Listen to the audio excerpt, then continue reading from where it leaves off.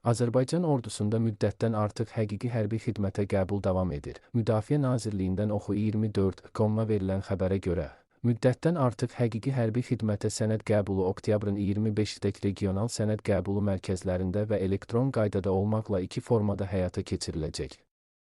Namizədlərin qeyd olunan üsullardan hər hansı biri vasitəsilə sənədlərini təqdim etmələri yetərli hesab olunur. Sənəd qəbulu mərkəzləri Gəncə şəhərində Gəncə Qarnizonu İdeoloji və Mədəniyyət Mərkəzində ünvan, Gəncə şəhəri, Nizami Gəncəvi prospekti 56, Bakı şəhərində isə Milli Müdafiə Universitetinin Heydər Əliyev adına Hərbi İnstitutunda ünvan, Bakı şəhəri.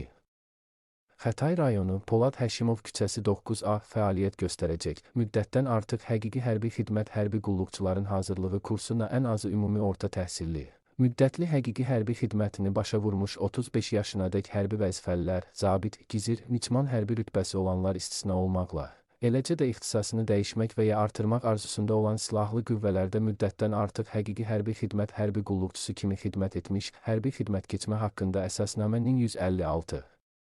C maddəsinin A bəndinə xidmət müddəti başa çatdığına görə, Q bəndinə ştat ixtisarına görə əsasən ordu sıralarından ehtiyata buraxılmış 40 yaşınadək hərbi vəzifəlilər və 30 yaşınadək qadın cinsli vətəndaşlar qəbul edilir.